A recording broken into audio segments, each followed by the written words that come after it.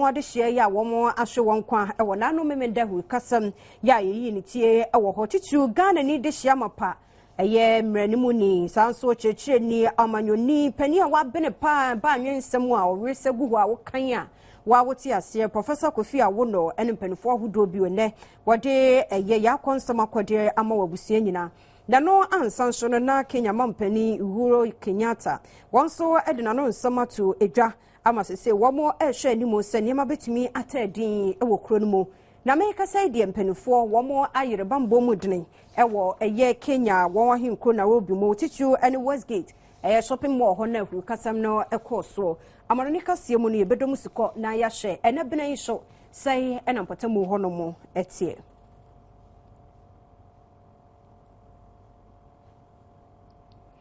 Yademoba konsam foforo mokra na pressure group ya wondine any Alliance for Accountable Governance afag ni twanitia ene one more day ato Ghana mampani John Dramani Mahama nim nafo numpe ene one day ato ne so waso wonhwe na animi ya kane mpanifo na wo mo ye adwuma Edema Electricity Company of Ghana mekire eye board no wonhwe na wonchiri wo nyina fi sesi kasem bi ne dwurumudie bi ne proya afa mpanifo intem na hu behia so mo mtimi ba na afa wo beyi nsema hodo bia no ene ye se nipa du na moka board no ho a ye yiwa no ye fraw busebusa wo na nsem no utimi ka no kroje hu mmom de ne okoduo na so ho to wafa ho adi na akọ na so ho bom de ne mra no ene won mu ni se de se na efata today dobo krata no mu na afa director of operations David Sopoku ansa wode sansemi eto edwa na wo se ECG eye board fo no adadafo na yetwam na Dr. Kwabena Osafo wono enana edi wono mo animu na ushomas kasembi ewo hono ma ayekesere ne ntiase ne hyeda emma ena mpanifo esre sanka ebeya wo mo hwe na sampanifo no yentwe wo mase dese na wo mo mra na fe anu ye bia ne sembisa bia wo se yebisa wo mo no nso timi edema no o mbehe se won so betimi aka se beya aketa ate hye ne drum die proye ene kankan ye pesi etu ase wo mamu no ebetimi agina ne naso yebeto so na yedemo akọ eye epoemantem na kukrantumi ye no ewo achimensini mu ne yekọ ASP John Yeboa ya wono ene mensini mu posi sahene ni Adom Kasee di nkomo panine nsama wo kanyina efa manto wa mienu bia ya kire wo mo de ntampe hu dwan wo mo die na sank wo mo ton no nko ano kanu kura nya bufule mo wo sa hyeka ho ntina se wo mo de wo ma se ba bia posifo adidi de won mo ntenta na no memendai ena yekokọ kire Owura Kofi Owusu pani a wanyini wo fie kwa nimu fi hye aduonum nsia wanyini trimu nyina afudwene ne oba bia afudwene enso wanya depa anopa wone ne yire nkantuma wo mo da ho na yesa posifo eso ne pechi didi dimua na wono so boaye ema ne nyonko ba ko ka ho nkra ne yamu ba ana abaka sane nana kura no no fi hye aduonum yenu oje ni tetefun posi ne ne gye ye no ofre no na nsi achi wo mu nyina sade ansam ne tie no won ani Adom Kasee edi nkomo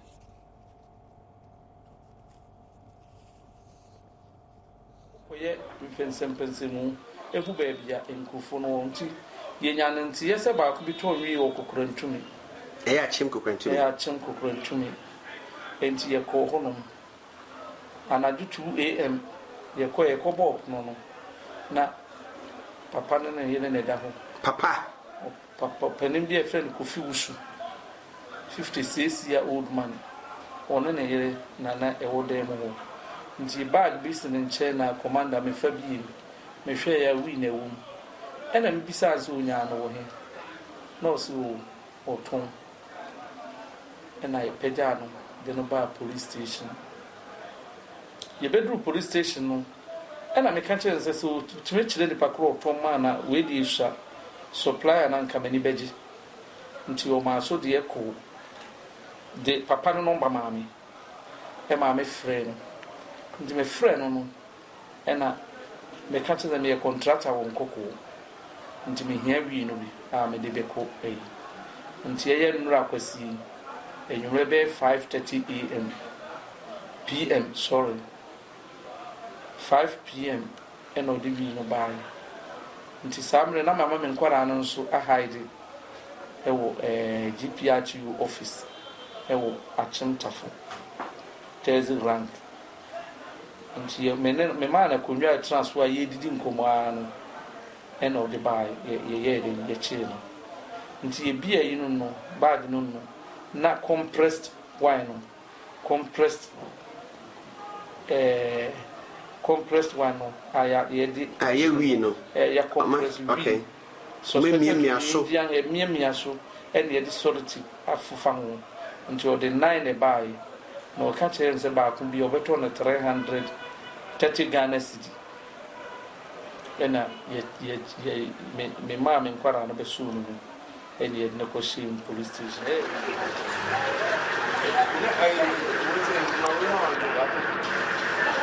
Champagne wa mabone saa no hu asasema ntene da kwabra ne ko ho papa besiwo a wonfie ko ani mo hwadwuma wo ye kwa kwatwirim no ofirimu ba no oba asase so biemu a obehunu adwuma obeye na yento aso yemfiri kokrantume eye kwemantemu na yemrankran hanura enwumre sabre mu a na se bone bi koso e wasakaman eye Grace Methodist Church asori ye wo sakaman ben dansoma na sorry a wo mo si kyesa kakra no mo mawie ne penti ne nyamaye ne nyina kana na dwiri e de agu fom na sa sorry kuro yi a make se ba bosome miensam nie efa ba bi dwiri gui na wo mo didua bi na apa eche no anya se bi ebehwomu na nkoma ye ne kakra obi nim se enura ne nsuo ya to ya na ahono dan no se de yo ene ni nyina dwiri e de agu fom make se nyame adom nipa bi anhwe ne nkwa ene obi anso huntin ye fi se nya asori mu kra ene wono mo wo resident minister ya woda asori na no Ebenezer Grandson ene ne Adom TV Kasee di nkomo ya wo chechiri mu se Accra Metropolitan Assembly mpanifo wo ma bwa pro ba behwe se de niema esi ekro na bibia de mu frinchim contract wa ya adwuma bibia ye kama de disabre de wo mu so a wo mu eye ahwehwemu de nam so pote e ma so dan nyame adwuma ye na ade akoso atimi adwura gu fom e wo mu se nipa anhwe ne nkwan de ne nhwe nei so ne nyina gu efom ama mpanifo etoto ensema hodo se be ya wo mbehunu de e wo mu Achimtafo Posi Commander John Yeboa ASP John Yeboa nso enemi ka se womanfo ye wo achimtafo ne mpotemu wo mabona baso ye pa pani ade a waye wabone ho emodre se wahwe amasundua mapatumi akoso wo achimtafo ene ne mpotemu na wohwemu apani ye se free se ye de ne besi so sa achimtafo Posi sahene ne de wabo adwuma wonte dem keke instructions ne mo ono aso kra sore na woni womanfo edi dwuma se de se na efata na se de nsam no etie no Adom Kasee nso ye duaduamu ene mpanifo ahodo bi di nkomo ensema ye bobo baye eni ye police yentimi nya information ni nyina yentimi enye adwuma ni nyina nkusi enti se wo ye police panyina na wo oman bi mu a so make sure se nipa na wo be friendly to them wo mo be free se be volunteer information empo Supreme Court nyina e koso no ye sheda kwa asore e de number kujai so bia sankrufo no wo mo eman mu no omo ntemu no montemu ho no omo mbra na yemfa omo mfa information no emra me commander me wa no wo de mfa ma akwara bia yemfa mra me na me hu kwa me fa so a yebetu sankrufo na ase se mo amoye de a ade bia no ebetuma aye no pressure say papa no di kan ba harmo no me kura na obesre so ansa na me de no call charge office eno ho na no kura no oba in fact Osei ni di kan no oba en kura wa hu police station kwan to di kan no na odi kan ka da bi onipa de oba first na so ye ne charge office to di kan oba e pe no no ayi butum sika 5 million me kura me ne ko yi ana oba sandboard na wo e kama jansi ntina no kura ko si afua anche ho no sangina no san sene sadia e kwan na e ba MTT on so enye nti ofa gin sene sadia skenu ko so dia e so ofa agin to ofa gin se tipa fo bia na o me fa nwia bia no e fatama se o chiom nti no odi anwia na o de kono na o de ba na o de bekubo nti o de beku ho no ma ko sitama ho nyina ye ma na o ma o no an labels no be fele ho nyina ma e kwan no e da no echi sangina ho anke ho ana police ndan na time to no kasa ye ayi eya ahwa eya ya kwansi kaka ko nya no fanye adwuma boni ana no ade fa so gina so epenti dan ni nyina na me minum no ansa ni no echi kura no sambod hu na manema ana omo amu ye san ruboni ni nyina no or so say, we are no asset Kubia, or me as Ajman, no asset cool. Police one and Cataclad of Homonco, you couldn't never set it no court, not police for no. About the Papa in the plane over and the police, a human or one of the it's a crab of no crazy, maybe a tremolo. Na adwuma no nenye ba se commander ya bo obedu ha ne de in fact ese krone ni adane basa ye first to trust some nyema emfata nkwa na ekoso employer no my go town a good community no to me bia na ayese wo pie kra na ehu bia bo ba se sia de masa ya me anim no kre wo bo adwuma pa me Mijiri ye IGP wate achemta for posi pani ade no ko obo adwuma pa nti ne manfo na ebo na baso no nti ejidi ye se eno so ho a obekoso asa ne dene se be ye obeye adwuma no ye twe ho aba na ye de makwa mono ne diem ni akohwe emfiri ha ye basisia na ya hwede aka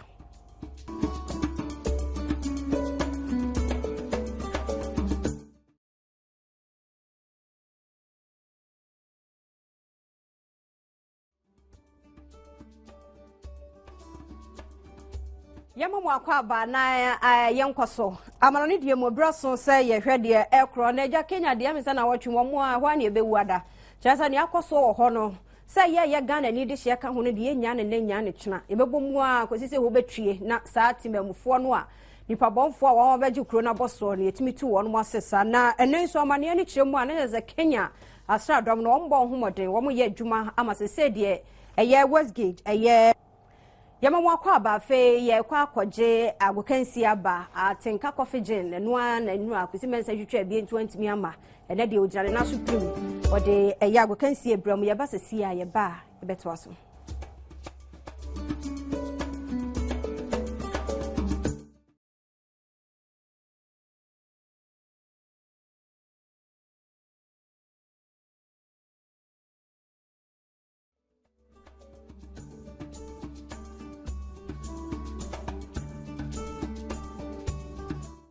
Yamamu akwa ba kusimensa beba na ansa na no de bia no de se yehwa apomdi mu nsam sahata ba Mr. no so boye mpa o se duro tatahwe ene ono mu aboso miensa de ye nkantuye ho yare no osa ne nyina betu ama woda roma ene ye de apomden Kasee so bram ne de ne dapono so hepatitis B ene yehwe yare bia ne ho ehunu pa okomonyon so kire wo no wanya ahwe yi edo bekona nanu mu sisi a yekoya dokitafo ho na wo aboye achechi mu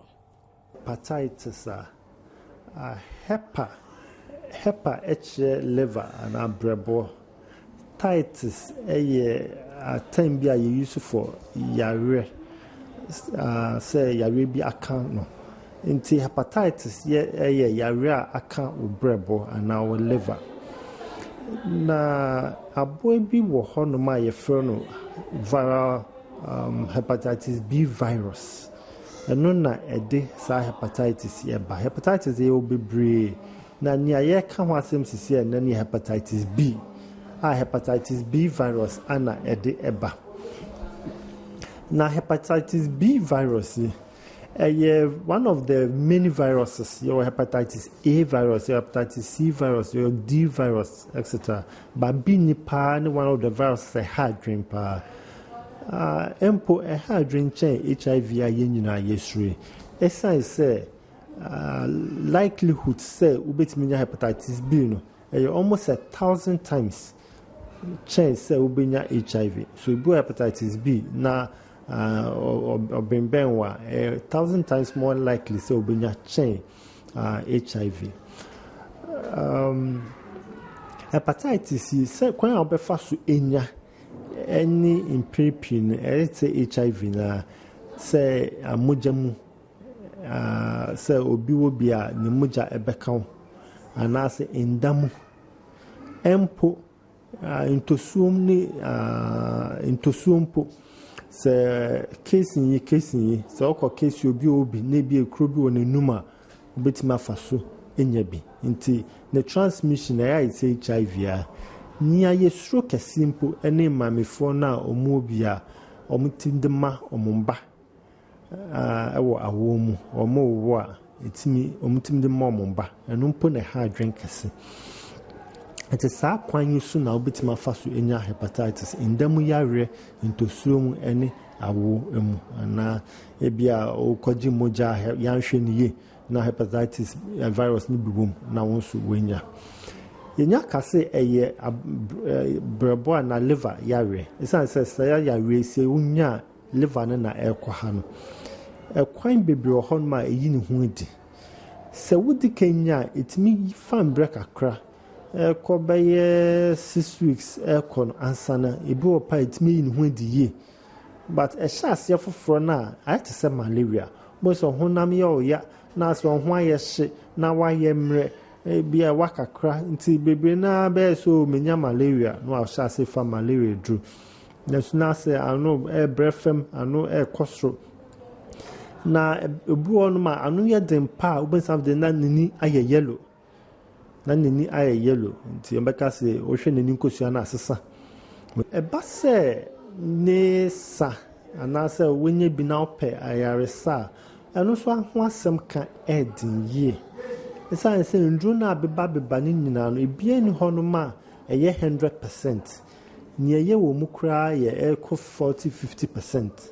anu so ne bo edin ope treatment for hepatitis B a ye kako 50 million and over proper treatment no ye won drondro bi so ho no ma yetimi fa but no and also likelihood say obenya cure no and ebe free ho no ye be 30 to 40%. Enti ehia say ye bebo ye ho ban a ye nya mu chense ye benya answer ye ka ye bo ye ho ban yi na ye ne ye mame no mo kasa first edikan no okowo a na ye kase brantinator nye hwehwe omogemu a enye wosika na ye pedi ye pesi ye hu yare wo so na ye hu kwan a ye befa so ede aboa se wo ye test bi na hepatitis ni bi wo omoja no mu a ye wondro a wo ya ye de bo akola no na ya hwe se yare no onye bi nti esre mame no mo ba ne atro ndroma mo ne kase obi a onya hepatitis bi to tro ye trade droma so koto ne fa wo ba na aya empoputi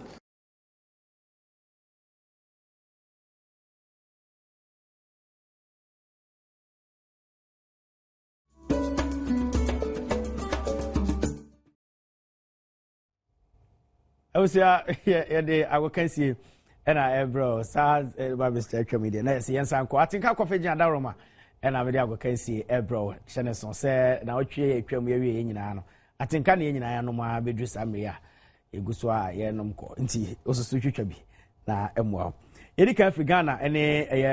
Egypt akansie a eda ni World Cup qualifier FIFA dia ye hwe na ye de akọ FIFA World Cup 2014 el Brazil no na Sami Ghana edikan de edapoti a akansi ne beba so se October bosomi ebesim ne de toso dunum na akansi ne baso ne mum no mo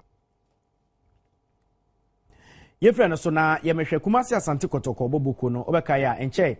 na otumfo Osei tutu a otoso mienu eyi mpanifo foforo se wo mo mehwɛ ema bobuko no enkoso na wo mo ebae no na che se wo mo kodada no Dr. Kasee Sapon ene ne mpanifo no so ayen hyehyɛ bi ato ho a Kotoko ene Sunderland bobuko wo England a mo si akan wo English Premier League mu no wo mo ne wo wo nkutawodie bi a wo mo edi eboa se Kotoko epe bi a wo mo ne wo bedi nsa so ye na wo mo so ede ama wo mo mene wo kasa mpanifo a wo mo abawofro a otumfo yi wo mo no ayen hyehyɛ se bosumi aye besimi wo mo so ede wo mani ebekyere England ho na wo mo ne Sunderland mpanifo so akohia na de wo so mo eye ene niema ekọ so abra na wo mo aban emaye no wo mo ebenya nkyeremu sonko ewo mu se de be a wo mo so edwumadi wo mo ebedi se Kotoko board ana sempo wo mo hwe Kotoko so no wo metimi ehu de wo se wo mo ye ede ma wo mo na ntie no kire se October bosomi no na board no esisudua a kire se commercial director a wo Sunderland bobuko no mo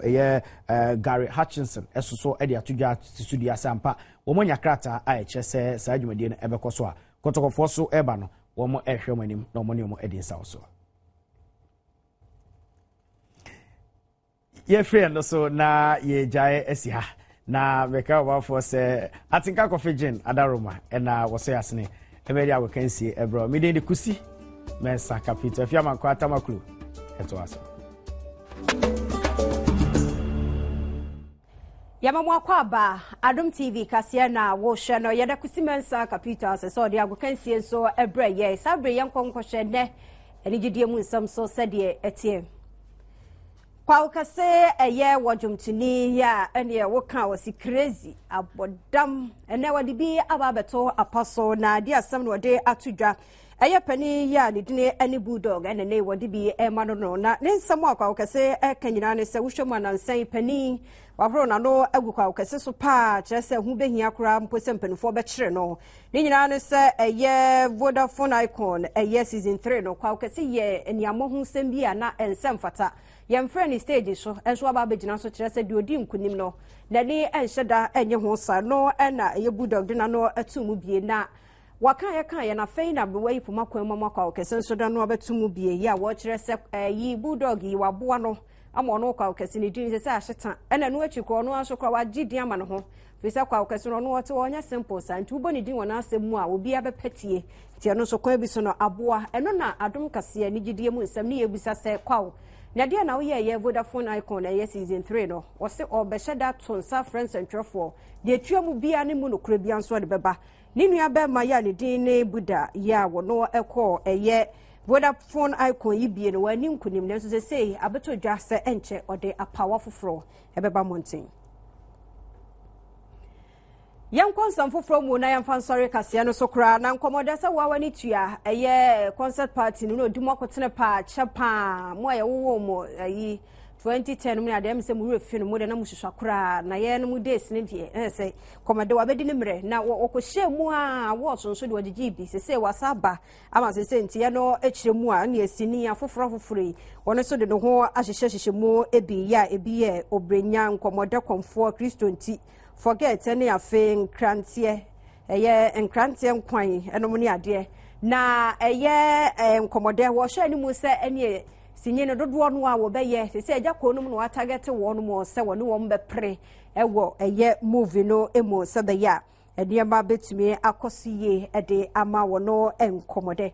ye gina no so na enei enwumre ensam a ye de ebra mo na Adom TV aha na ebrema akwan ne yede mo sie de munyina asesa abrebia mo hwe Adom TV Kasee ochena nyame ya adom a ya ntate nkaboni bia ebesa de Kasee bofoforo no ebebra mu midin ede afia mankwa tamaklo yede munyina ase yamamumo ene hwe